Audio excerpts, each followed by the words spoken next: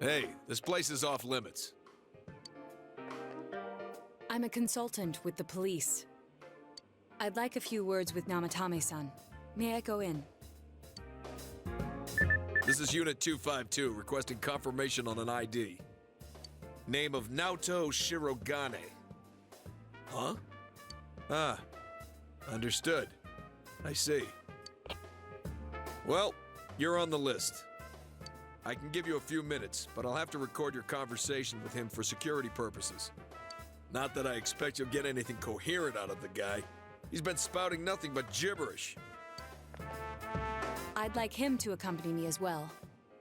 He has no identification, but this is an emergency situation, and he's here in Detective Dojima's stead. Huh?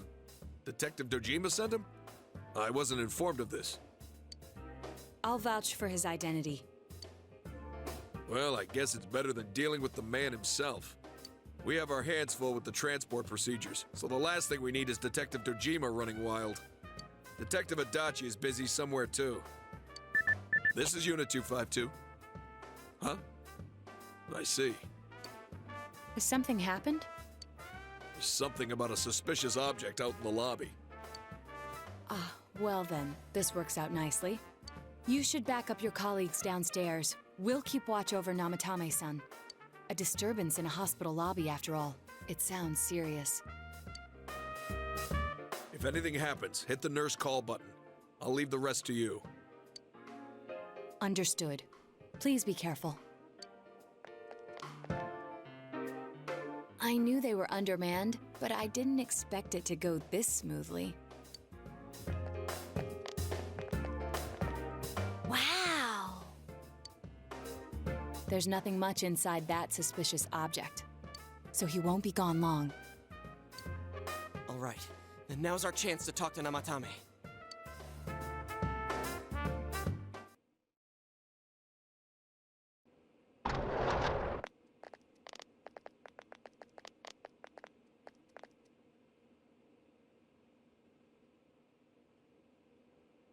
Namatame-san, there's something we'd like to ask you.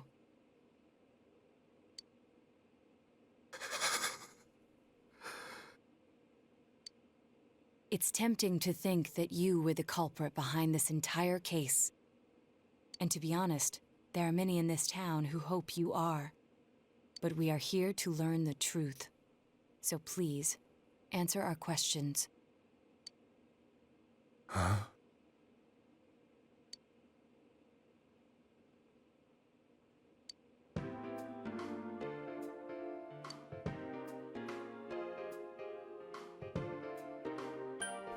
Suppose we'll go for the most direct one first.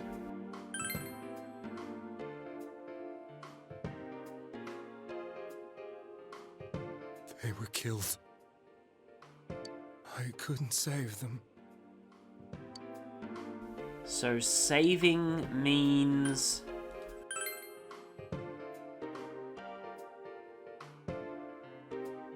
No.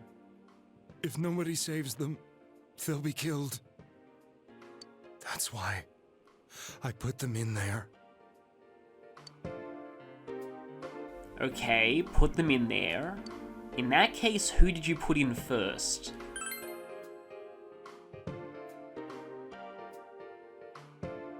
Huh? Me?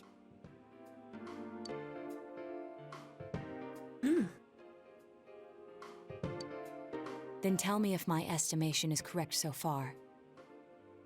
After discovering the Yamano and Konishi incidents, you realized an appearance on the Midnight Channel meant certain death. Thus, to save her from that fate, you kidnapped Yukiko Amagi.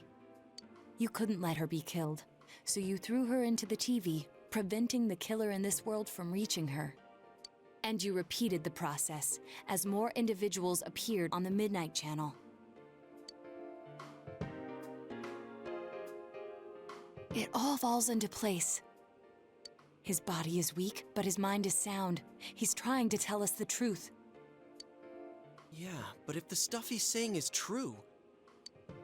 There's another killer who murdered the first two victims? Indulge us in a few more questions. Okay. A few different angles there, but...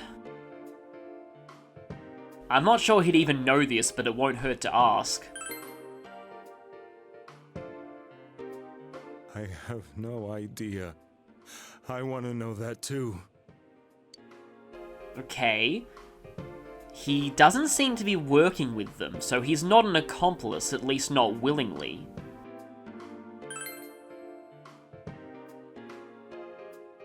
What are you talking about? Seems pretty genuine, I guess. He has no idea about those. And now on to how we found him. I didn't know. I never thought it would be that kind of place. As I thought. You believe me?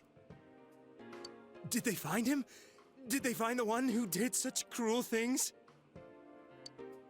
Mayumi. Please calm down. Our ability to find the culprit rests on you. We know about the other world. In fact, we're the only ones who can fully understand what you have to say. Only you? We did blame you for everything at first. But now I think we can accept whatever you got to tell us as truth. Please. Tell us everything you can, calmly and slowly. You're willing to listen? Do my story?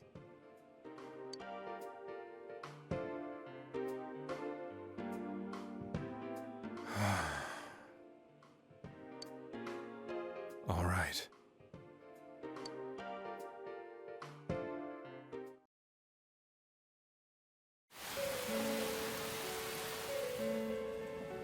Soon after my affair with Mayumi became common knowledge, I returned to my parents' home, as if to run away from the scandal. And I started drinking heavily to drown my anxieties. I hadn't been able to reach Mayumi at all, and that didn't help either. Mayumi, where are you?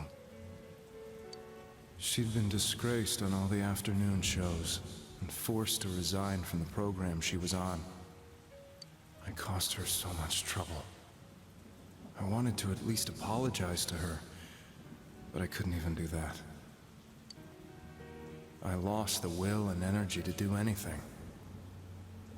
Then, one day, the rumor I heard some time ago came back to me.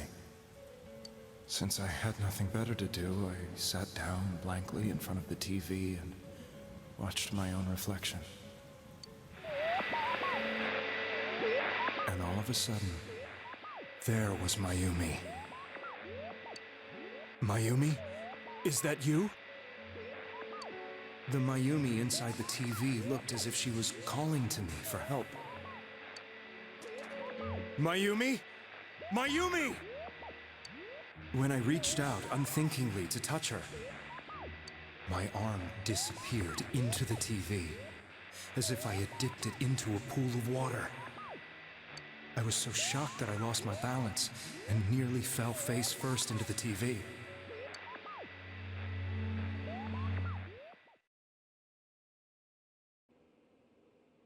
I was so scared. I couldn't understand what just happened. I thought maybe I'd gone insane. In the end, I decided to think of it as just a dream, and I went back to the city the next day after finishing work. The next afternoon when I got to work, I was fired on the spot, as I expected. That wasn't what broke me, though. It was Mayumi being found dead. And not just that, but it had happened in my hometown.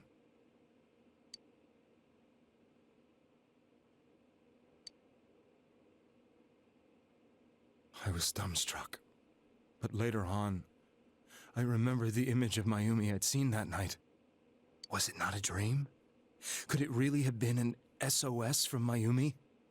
I hadn't touched another TV because the first time was so terrifying, but I decided to try it again. And I confirmed that none of it was a dream. So that image, was it something Mayumi showed me, calling for help? That's how I felt. And eventually, you learned of the Midnight Channel. I remembered that when Mayumi was alive, she was chasing a rumor about some bizarre TV program.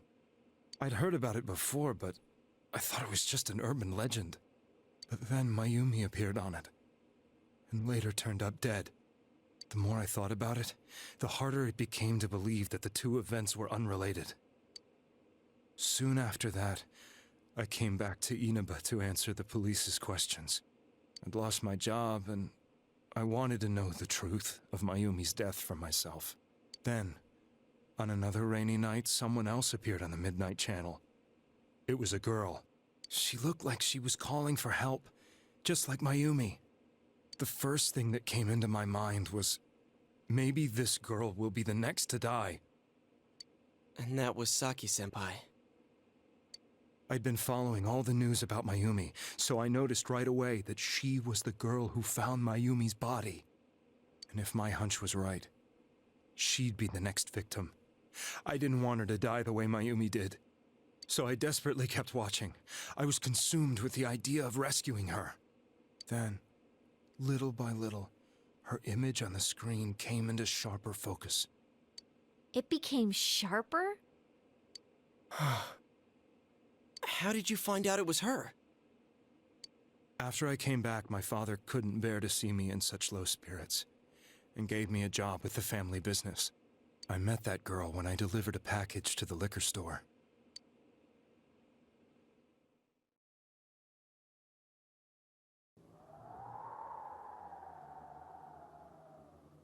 After agonizing over it, I decided to meet her, and told her to be careful.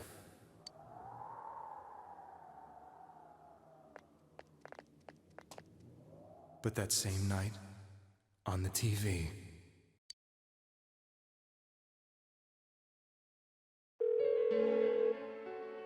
she looked as if she was being engulfed by some black shape. She was writhing in pain. That's why I warned her. Why won't she pick up the phone? Come on, please!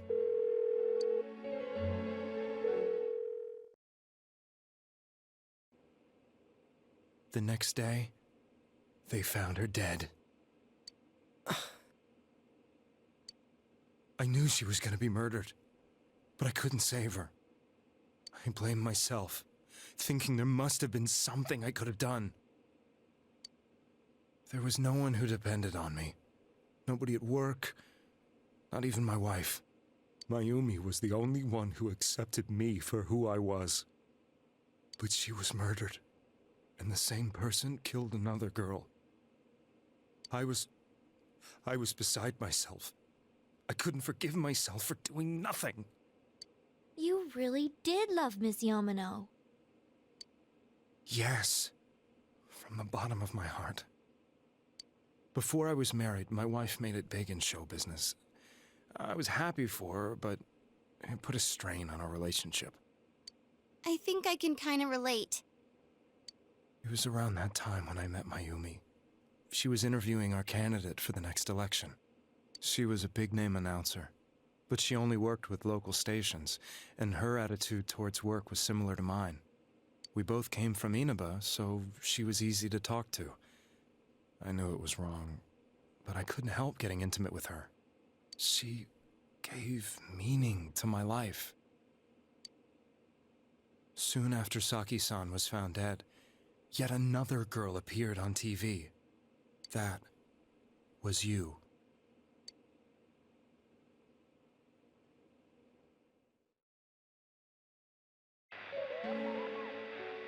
She'll be kidnapped next, and murdered.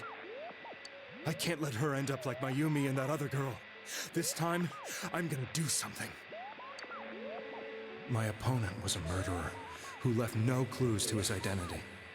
I thought hard about what I could do to protect her from someone like that. I'll never convince her. If she gets suspicious and they arrest me, who'll save her then? The girl inside the TV looked as if she was smiling at me. And that's when it hit me.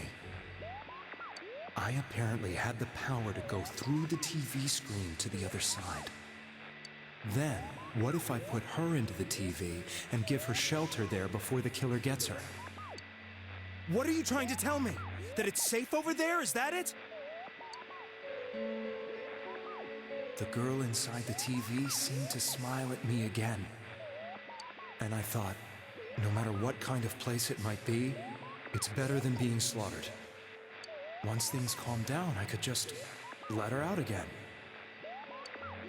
If she's inside the TV, there's no way they can find her. It felt as if everything was starting to come together in my mind. Could it be that Mayumi gave me that power to prevent any more victims from meeting her fate? Was it my mission to save people?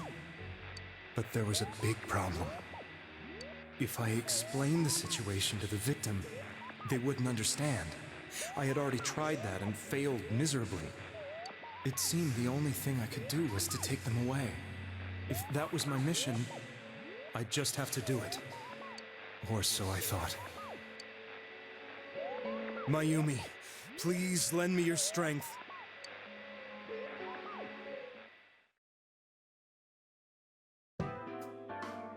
So, since you thought people who appeared on the Midnight Channel would be killed, you kidnapped us in order to save us. Mission? Give me a break! You never stopped and wondered about any of this? I thought I was the only one who could help them. I did call the police, but they didn't believe me. I knew the area well, thanks to my job. I had a large truck, and I could move around without suspicion. I thought my job as a delivery man would be the perfect cover for my mission. I thought no one else could do it. But are you telling me that I wasn't saving them? If a person is still within the TV world when the fog appears here, they will die. Beginning with Yukiko-san, the people you thought you had been saving were, in fact, in mortal peril. It was my friends here who really saved us all. I had a feeling that was it. When I went after that little girl and entered the TV myself, for the first time, I had some doubts about myself. You refer to Nanako-chan, correct? The police were after me, so I had to get away. But I still felt I needed to do everything I could to save that poor little girl. That's why I went in after her.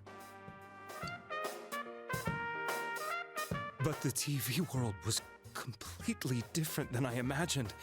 Such an abominable, grotesque place. I knew that the three of you who I saved went back to your normal lives, so I didn't realize how terrible that world was. I never knew you couldn't even get out of that place on your own. No. That's a cowardly way to put it. I'd probably already begun to realize that it was a dangerous place. If I hadn't, I wouldn't have gone to see you all. See us? Wait, are you talking about the concert we did at Junes? Yes. I wanted to know why the ones I saved were all hanging out with each other, and how much you remembered. But in the end, I couldn't bring myself to say anything and ran home. I must have felt too guilty.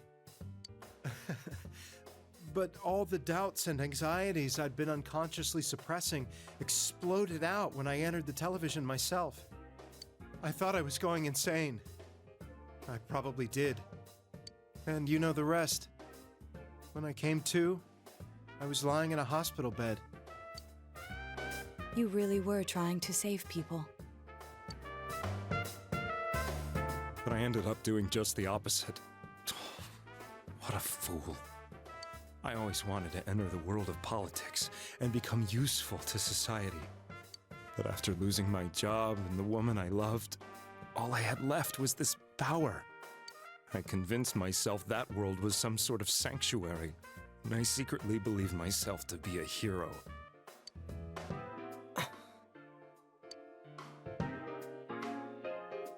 never doubted what I saw on TV and believed everything was as I wanted it to be.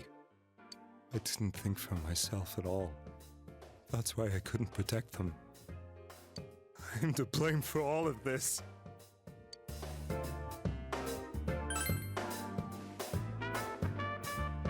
I suppose so. But the things I've done are too serious to be brushed aside like that. I have no intentions of running away from my crimes. I'm prepared to face the consequences. Kidnapping is already a serious crime, and on top of that, I put all those lives in danger. I'm sorry. The Midnight Channel and the other world? You can hardly be blamed for failing to understand them properly. We must apologize to you as well. Had we let our emotions blind us to the truth, we would have piled all the responsibility on you. I guess from your point of view, people did stop dying once you started saving people. The more you did it, the more you really believed you were preventing their deaths. Because we were helping. I'm such a joke. I'm sorry. I'm getting a little tired. What are you all crammed in here for? My apologies. We'll be leaving now. Wait. I beg you, please, find whoever's behind this. You children are the only ones who know about that world.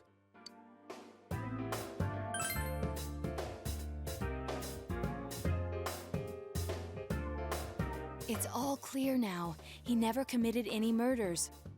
It was another party who threw the first 2 victims into the TV.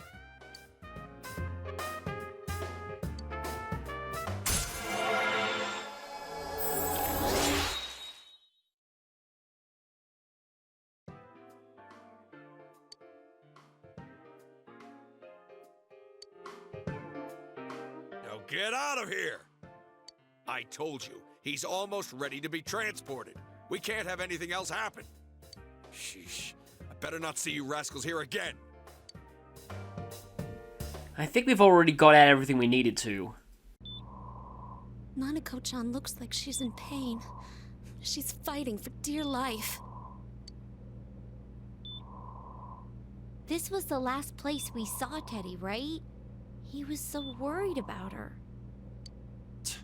How can he flake out like this when we have to find the real killer? The police consider the matter closed. We'll have to do all the investigation from here on out. Let's revisit Saki-san and Miss Yamano's incidents and see if we can turn up fresh details. But it's been over 6 months. Wouldn't the trail be cold by now? I know, but we can't give up. We're the only ones who understand what's really going on. And you never know. People might remember some things now because they've had so much time to think about it. Let's split up and talk to people all over town tomorrow. We'll meet up in the evening to discuss our findings. I hope we can find out something about Teddy, too.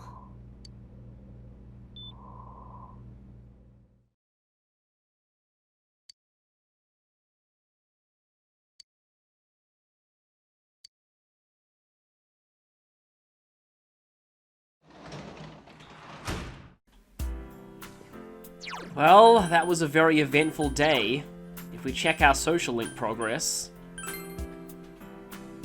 Judgment does have special descriptions for each rank, though because it ranks up from 1 to 2 and then 2 to 3 in the same day, you actually never get a chance to look at the description for rank 2, which I think says something like it's possible there might be a culprit besides Namatame.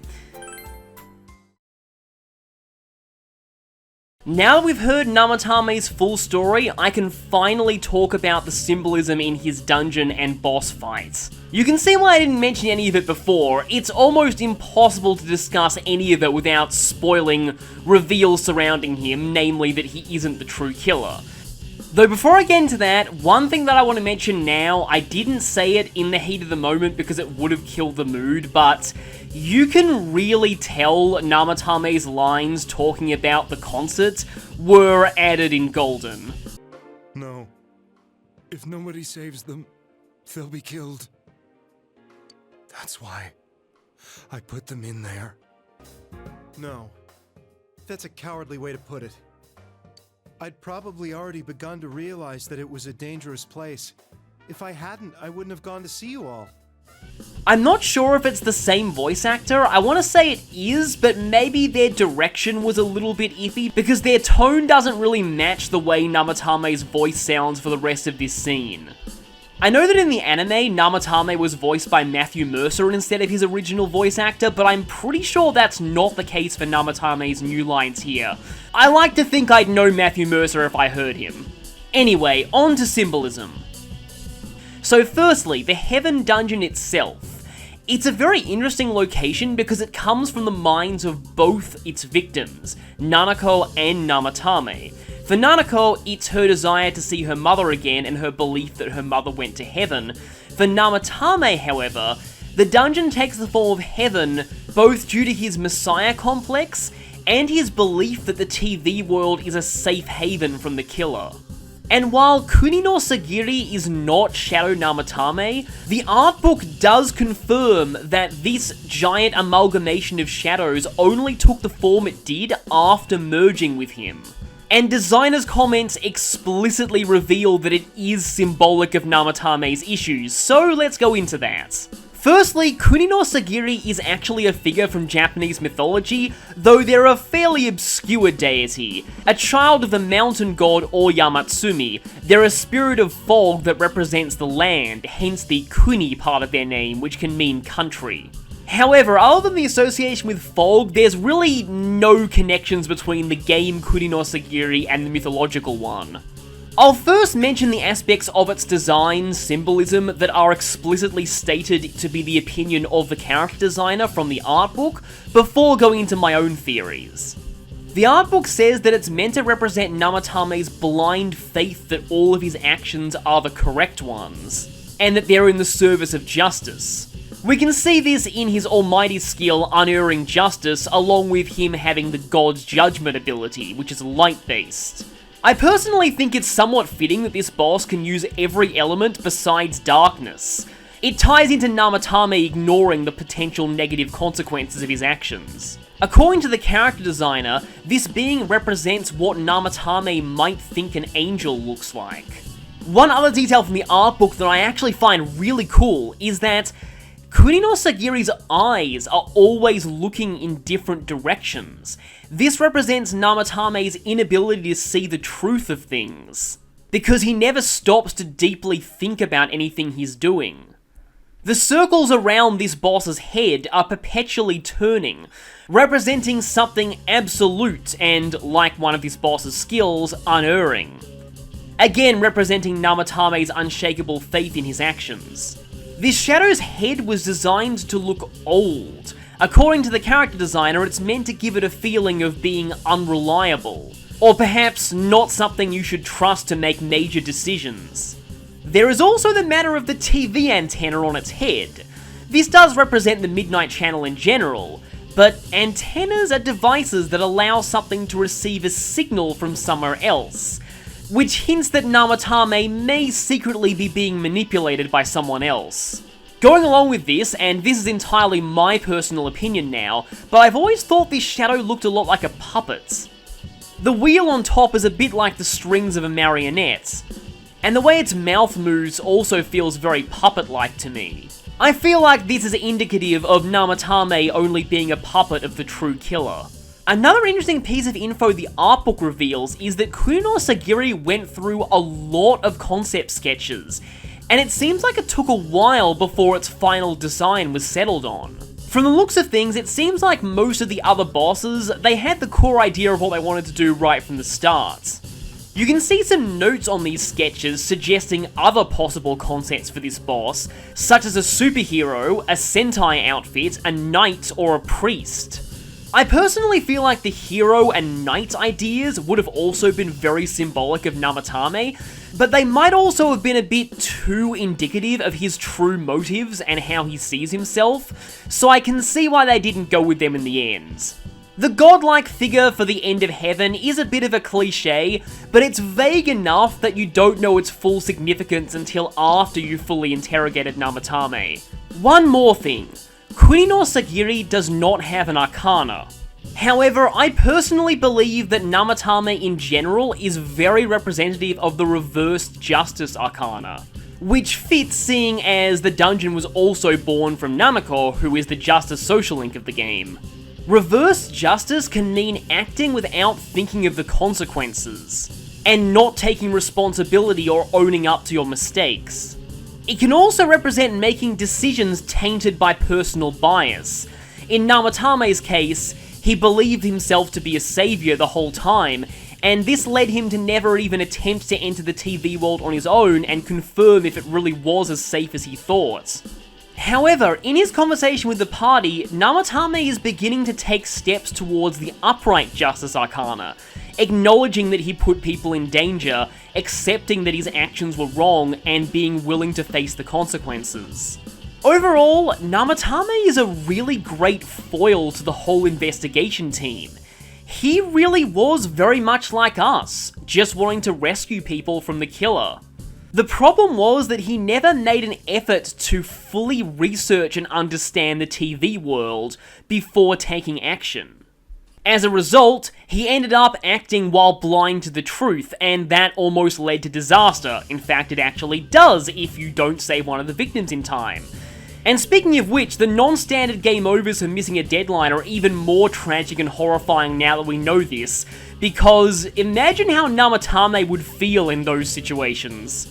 And on the subject of missed deadlines, if you miss the deadline for Heaven, Namatame dies along with Nanako, which is another hint that he's not the killer. But we actually had a bit of help. We met Teddy as soon as we first entered the TV world, and he was able to clarify a lot about how that world worked. Namatame never had anyone like that. While you could say it was just luck that we ended up meeting Teddy, Namatame never entered the TV world for himself to confirm things, so I'd say this is yet another consequence of Namatame acting without first getting his facts straight. The dangers of doing this is, I feel, one of the main messages this game is trying to teach, and Namatame is its vehicle for doing so.